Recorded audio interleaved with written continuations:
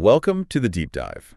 Okay, let's jump right in. Premier League match week 37. What a weekend. Absolutely. The tension, you can really feel it. Especially around those European spots, the Champions League places. We've got a great rundown here.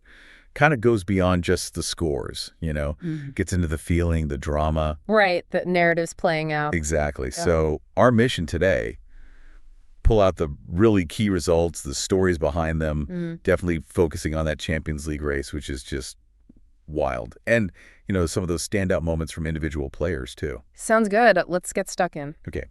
So the Champions League race, this report really highlights how it's just gone absolutely nuclear after this weekend. It really has. It was always going to be tense. But these results, wow. The final day is properly set up now. So much riding on it for, 3 or 4 teams still? Yeah, and it underlines how interconnected it all is. One result here completely changes the picture for someone else. Fear and hope all mixed together. Totally. And right in the middle of it, Aston Villa. Their form since, March? Just phenomenal. 8 wins in 9, I think it says here. Incredible run. And that 2-0 win over Spurs, it wasn't just routine, was it?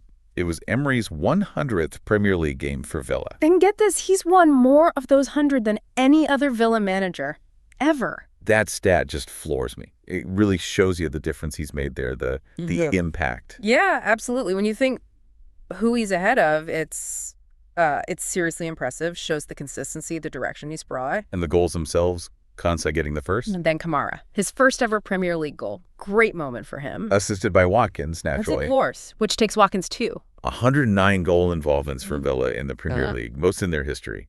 The guy's just relentless. He really is. Consistent threat. You do have to feel for Spurs a bit, though. Or maybe not. 25 losses all season. That matches a club record low, apparently. Ouch. Yeah, and you get the feeling, like the report hints, maybe their eyes are already on that Europa League final against United. Yeah, fielding, maybe not their absolute strongest side. It suggests that, doesn't it? Yeah. Prioritizing the trophy. Makes sense, I suppose. Yeah. But it certainly helped Villa out. And adds another layer to that final against United, who, they've got their own issues right now. Which, brings us perfectly to Chelsea beating United 1-0. Late winner. Cucurella, right at the end. Massive goal for Chelsea. Keeps them right in that Champions League mix. And their home form's been pretty solid this year, hasn't it? 8 wins in 10 at Stamford Bridge. Yeah, they've turned it into a bit of a fortress again. But the report flags something interesting about Cole Palmer. Oh, yeah. What's that? His last goal from open play was January. January, wow. He creates so much, takes so many shots. Exactly. He's clearly vital, creating chances, shooting loads, but maybe relying on those moments rather than, consistent open play goals could be something teams look at.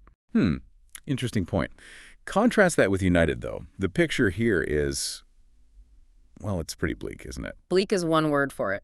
1 shot on target in the whole game. 1 against Chelsea. Their 18th league defeat this season, apparently the most since they got relegated way back when. Good grief. And an 8-game winless run now. And fewest points picked up since April compared to anyone else in the top flight.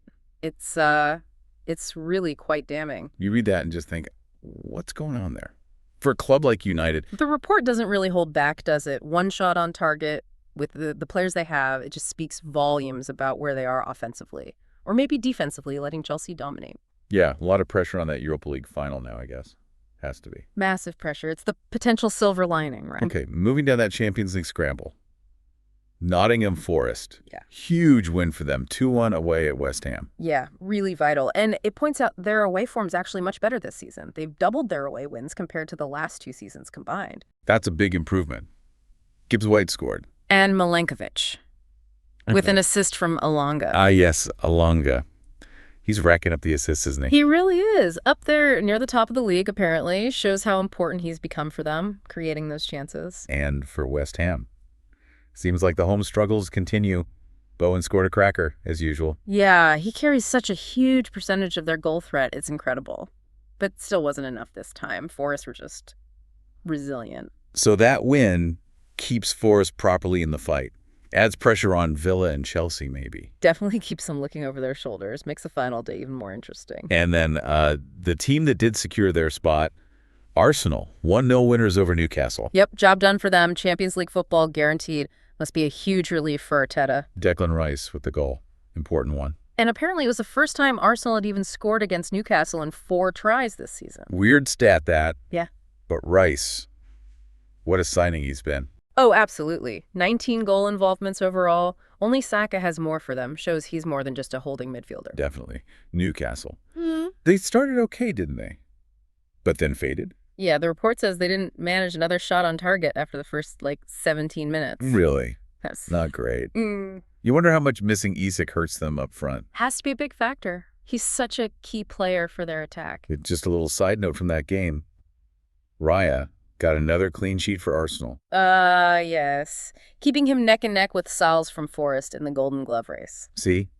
Even within these massive games, you've got these little individual battles going on. Adds another layer. Absolutely. Keeps it interesting on multiple levels. Right, let's shift focus slightly. Beyond the Champions League madness, other big results.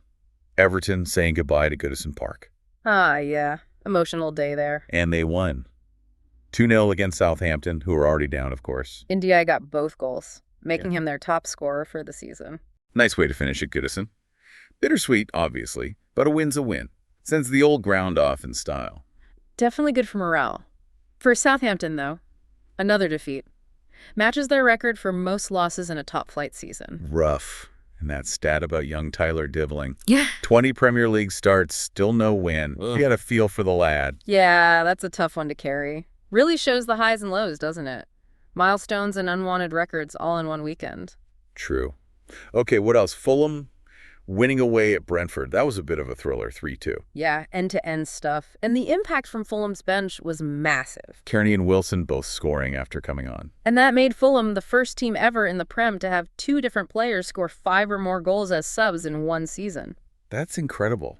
Talk about strength and depth, or maybe impact subs. Yeah, it shows Silva's got options and knows how to use them. Brentford scored twice, Wissa and Mbemo again. Those two always seem to score, don't they? Pretty consistent pair. Mbemo's form since January has been particularly impressive, involved in a lot of goals. But Fulham just had too much in the end. Interesting point here, though. Brentford score a lot, but they also concede quite a few at home. Yeah, maybe suggests a bit of a vulnerability there at their place, something teams might look at. It could be. Okay, finally. We can't not talk about Jamie Vardy. Oh, man. What a moment. Leicester beating Ipswich 2-0. But it was all about Vardy, his 500th game for the club, final game at the King Power. And he scores! Yeah. His 200th goal for Leicester. You couldn't write it. It's unbelievable. 200 goals. Yeah. And then announcing he's leaving, won't play the final game. Just bow out like that. Iconic. Truly fairy tale stuff. Hitting 200 in game 500 in front of the home fans. Legend status cemented, if it wasn't already. And that stat about his goals. Yeah. Almost all from inside the box just sums him up, doesn't it? Proper poacher. Exactly. Clinical instincts. And Leicester were clinical here. Ipswich actually had way more shots but couldn't make them count. So, wrapping it up. Champions League race.